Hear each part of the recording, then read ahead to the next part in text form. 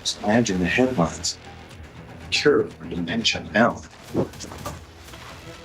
We spend so much time and effort editing and creating this project. So where are we going with this? You know, the film business is not built to help you get your film seen. It is built to make money off you before your film ever finds an audience. And I'm living proof of that right now. We all know the cost of film festivals. Some are cheap to enter while others are on the higher end. And all of these festivals are extremely amazing for networking, but some of them are very hard to get into, like Sundance or Tribeca or Cannes. You know, these are just a few of the prestige that we as indie creators dream of getting into, and the acceptance rates are at the top around 1% to 2%. I got to think outside the box for Race Against Time. And I was thinking about Tubi, Plex, or Fosm because these are free to submit and they have a real audience and they have a legitimate path. And then I was thinking also this YouTube channel here.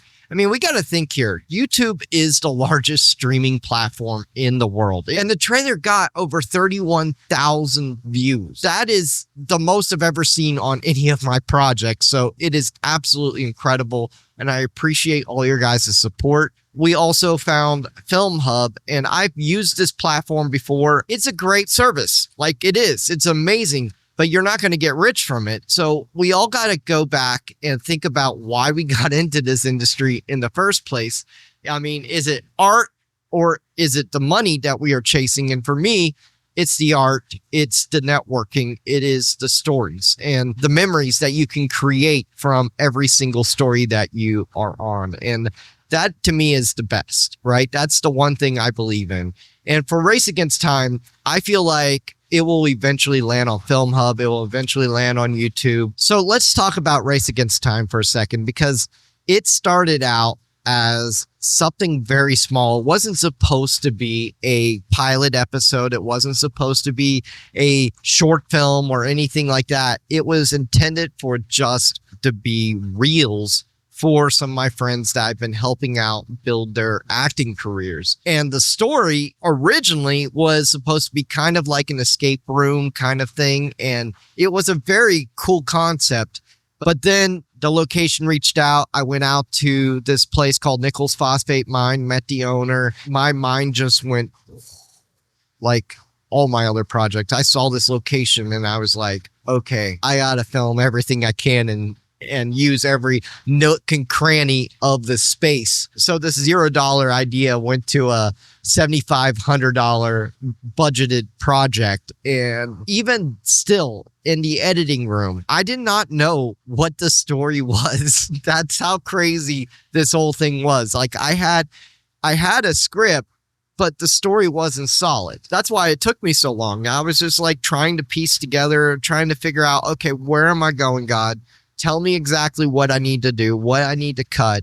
And he did, he showed me, and it turned out to be a really powerful story, but it took us 3 years in the editing room. You remember that video I posted last year about my new MacBook Pro? It was an M1 Max and the whole computer literally crashed. I lost the entire project of Race Against Time. And that was a sucker punch to the gut because I was literally about to walk away from the entire project. And it was at that point where I was just asking God, like, why? Where are you taking this project? And I think that, we all get to that point in our life where we ask that same question, like things just happen. And from that point, you have two options. You can either walk away from it entirely, or you can persevere and go through the fire and know that you're not walking through that fire alone. And me, I chose to walk through that fire because here's the thing. When you're doing a project, it's not just about you. No project is about you. It is about the family involved in the project, right? So it's like, I was thinking at that moment, the actors that spend so much time rehearsing their lines, learning the lines, and wanting to do this project. And then I was thinking about the crew involved that spent so many hours, brutally working in the hot sun to make this project. And I just couldn't walk away from that project. So I started editing and I started editing more and I started working on the project again. And it took me another year to recut the entire project from scratch. And, it's interesting because a day after we wrapped, I found out that the location owner's father passed away. I knew him. I didn't know him, if that makes sense. Like, I met him once at the location and he was a veteran.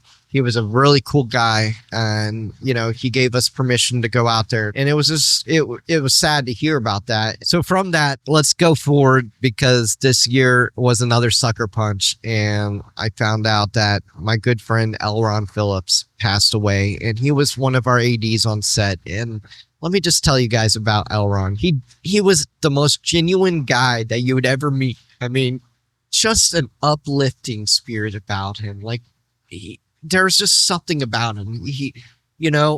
If he couldn't light the room up, I don't know anyone else that could. That was just his personality. He always had a smile, always was happy.